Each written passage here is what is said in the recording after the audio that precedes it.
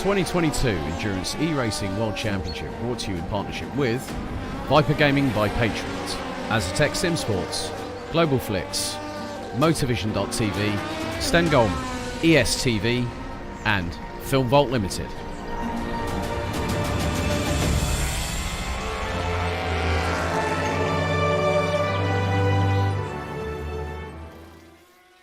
Racing for Green is here to help you carbon neutralize your racing. By planting new trees, Racing for Green offers to make your racing carbon neutral. We already have the calculations, contacts, infrastructure, deals and solutions ready for you to easily buy carbon neutral laps on any racetrack. It doesn't matter if you are a racing fan, team owner, driver, sponsor or partner. Anyone can buy CO2 neutral laps in the Racing for Green webshop and trade CO2 emissions for New Forest. Racing for Green. A 1v2 for the tournament. Pressure is on.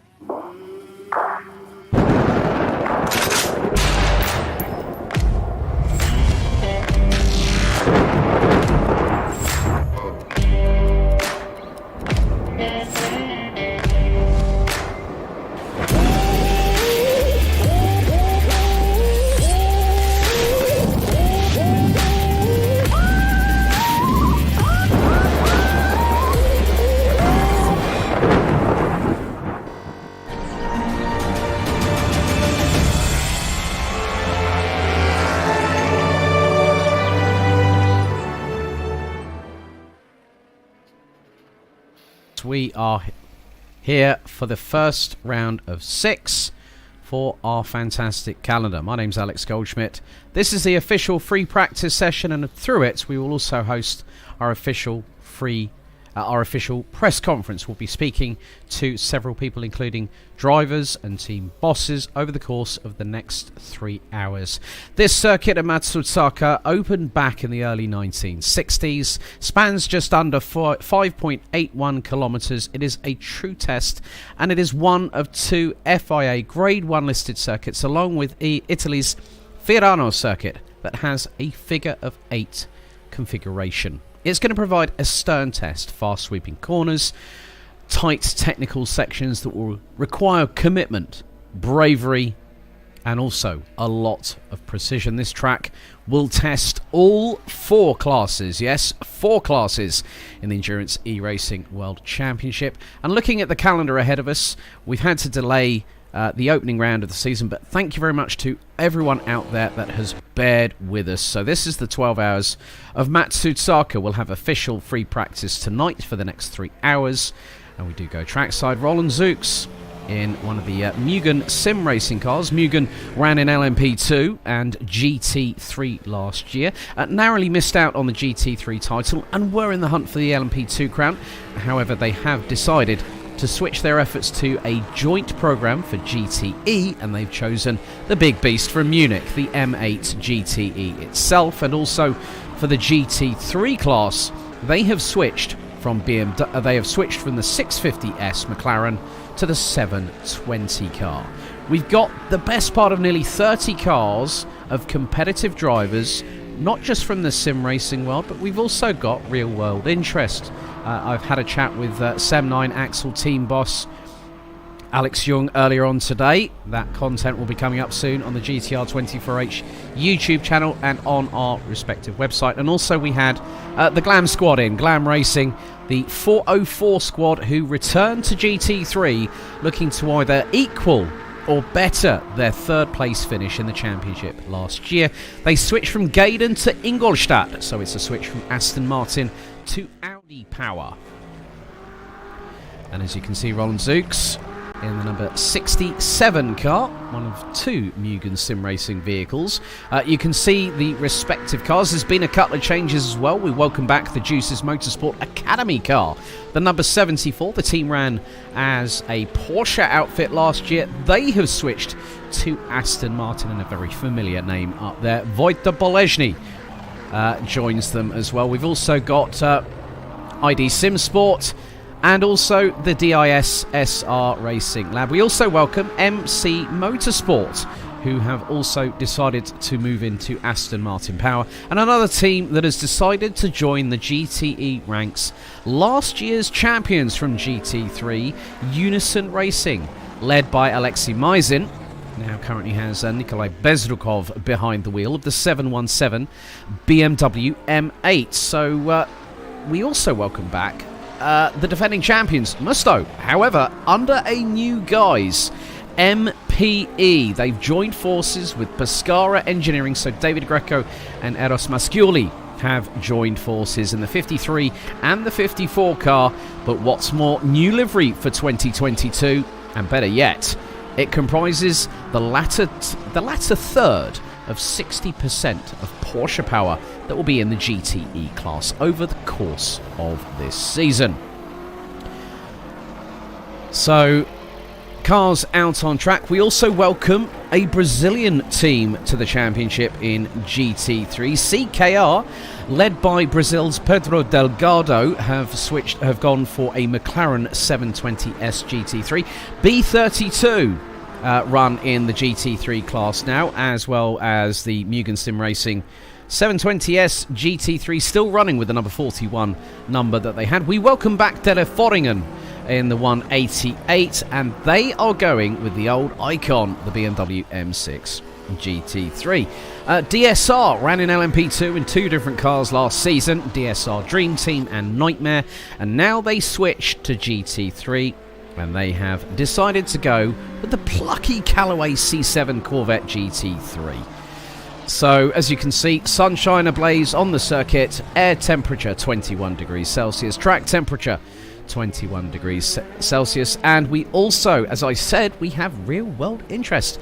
A big thank you to Canada's Daniel Murad for that. Daniel, very much a real life racer at heart. He's a former Rotax Max Challenge Grand Finals winner. He's also a Works Mercedes AMG Motorsport GT3 driver, and we also welcome a couple of returnees. We've got two cars from Bursts Esport.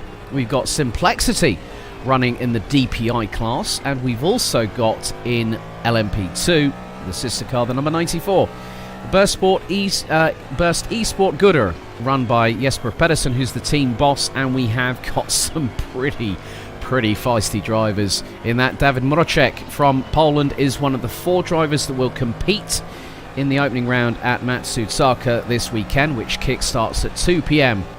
Central European time on Saturday afternoon. And joining him will be Jerne Simoncic, Jesper Pedersen, and Germany's Michi Hoyer. We'll be speaking to Michi a little bit later on in the broadcast. So good to see that Burst Esport, two-time GTR24H Nürburgring Nordschleife 24-hour champions, with Jerne Simoncic putting the frighteners on one particular Alex Goldschmidt in the commentary position when he went flat out for 3 laps and improved on the latter 2. So you can see on board, the CKR car's just had a spin, and it's just had a moment with the Simplexity car. That is through Spoon Curve. And straight away, David Moracek brings it back into the pits. And also, a lot of new liveries for the 2022 season. Quite a few stunners in there as well.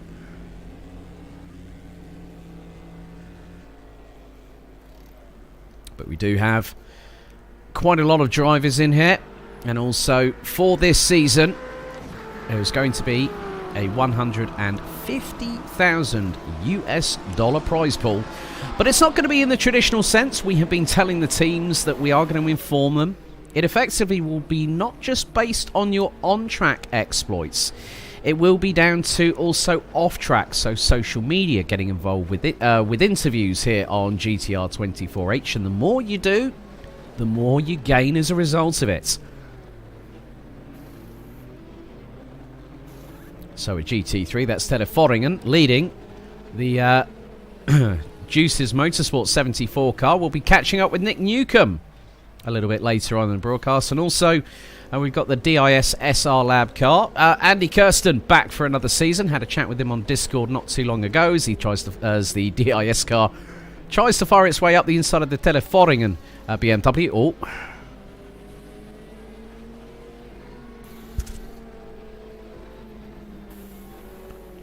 A little bit of a moment between them. But as you can see, sunshine here at Matsusaka. So the calendar itself, ladies and gentlemen, starts here in Japan. We're going to go to 6 different circuits on 4 different continents. So this round will be the first of 6 rounds as the DIS car gets up the inside, going into the Degners. A lot of curb taken by the Teleforringen 188. We'll have the 12 hours of Monza. Oh, the DIS car whacks the barriers underneath the bridge as the Juice's LMP2 car gets through on the Teleforringen. So I would imagine that the return to garage option will be activated. And there it goes. So the 24th to the 27th of March, the second round of the championship, 12 hours of Autodromo Nazionale di Monza. Then we head stateside to the Sunshine State. I'm trying to get my words out right. Apologies for that. We're heading to Sebring between the 28th of April and the 1st of May. Then we head to South America, to Brazil. The 12 hours of Autodromo José Carlos Pache Interlagos will be the 4th of 6 rounds. Then we return to the Ardennes Forest to Spa-Francorchamps for the 24-hour race on round 5. And then we'll have the EEWC Le Mans double points finale between the 26th and the 30th of October this year. So as you can see, the DIS SR Lab makes its way back out onto the circuit through the first corner. So we're going to ride on board and just give you a bit of a perspective here. So this is the snake section, the S-Benz.